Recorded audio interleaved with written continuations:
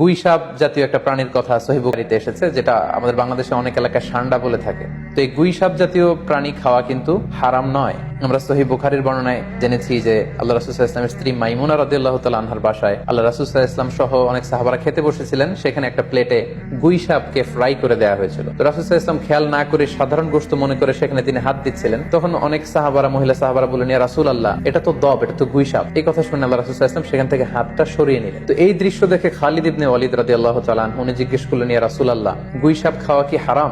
হারামুন আদ-দাব্বু ইয়া রাসূলুল্লাহ, আপনি যে হাত সরিয়ে নিলেন, গুই সাপ খাওয়া কি হারাম? আল্লাহ রাসূল সাল্লাল্লাহু আলাইহি ওয়াসাল্লাম বললেন যে না, গুই সাপ খাওয়া হারাম নয়, তবে আমি এটা খেয়ে অভ্যস্ত নই, আমাদের এলাকাতে এটা পাওয়া যায় না, এজন্য আমি এটা খাচ্ছি। তাহলে বোঝা গেল এক্ষেত্রে এটা রুচির সাথে সম্পৃক্ত। তো গুই সাপ হালাল বলে যে গুই সাপ আমাদেরকে খেতে হবে, সান্ডা আমাদেরকে খেতে হবে, এমন কোনো কথা নেই। আপনার যদি রুচিতে কুলায় আপনি খাবেন, আর রুচিতে যদি না আসে তাহলে আপনি খাবেন না।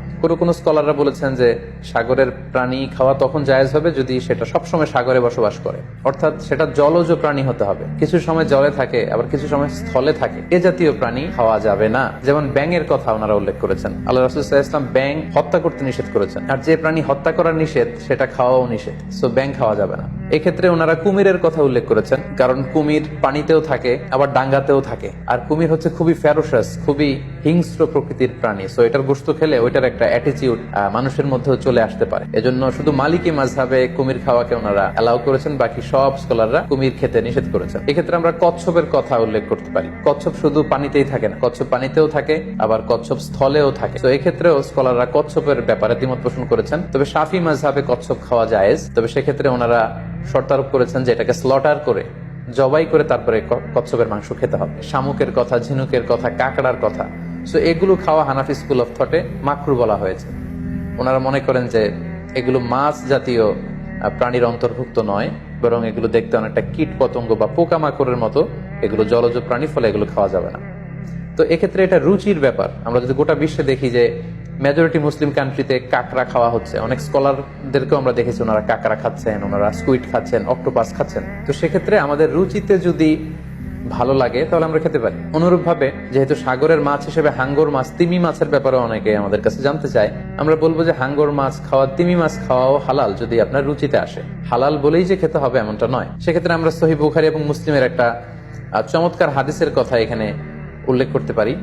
সেখানে আমরা জেনেছি যে সাহাবাদের একটা দলকে আল্লাহ রাসূল সাল্লাল্লাহু আলাইহি ওয়াসাল্লাম একটা নৌ সফরে পাঠিয়েছিলেন। বেসিক্যালি কুরাইশদেরকে আটকানোর জন্য সাওয়াহিলি পথে সাগরের উপকূল দিয়ে ওনারা গিয়েছিলেন।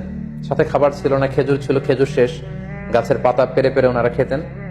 হঠাৎ প্রচন্ড ক্ষুধার্ত অবস্থায় 300 জন সাহাবীর একটা কাফেলা, তারা সাগরের পাড়ে যেয়ে দেখলেন সাগরের ঢেউয়ের ধাক্কায় বিশাল এক তিমি মাছের মতো একটা প্রাণী পড়ে আছে। ওনারা এই তিমি মাছ তখন খেতে আরম্ভ করলেন। তারা সেখানে প্রায় 1 মাস ছিলেন, সংখ্যায় ছিল 300 জন সাহাবীর মতো। ওনারা এই তিমি মাছ খেয়ে, এটাকে ফ্রাই করে, এটাকে সিদ্ধ করে করে টানা 1 মাস ওনারা খেলেন। এবং হাদিসে এসেছে যে আমরা এই তিমি মাছের গোশত খেয়ে, যদিও হাদিসের শব্দটা এসেছে আম্বার জাতীয় একটা মাছ, তো এটা এত বড়, এটা ব্লু ওয়েল টাইপের কোন একটা মাছ হবে, নীল তিমি টাইপের কোন একটা মাছ হতে পারে। কারণ হাদিসে এসেছে মাছের গোশত খেতে খেতে এটার কঙ্কাল বের হয়ে আসবে। তো একজন সাহাবা এটার পাজরের একটা কঙ্কালকে বালুর মধ্যে গেড়ে দাঁড় করালেন, কঙ্কালের একটা হাড্ডি। এই হাড্ডিটা এত বড় ছিল যে সাহাবারা ওই হাড্ডির নিচে দিয়ে ওট সহ, ওটার হাওদাত সহ যেতে পারছিলেন এবং ব্যাক করতে পারছিলেন।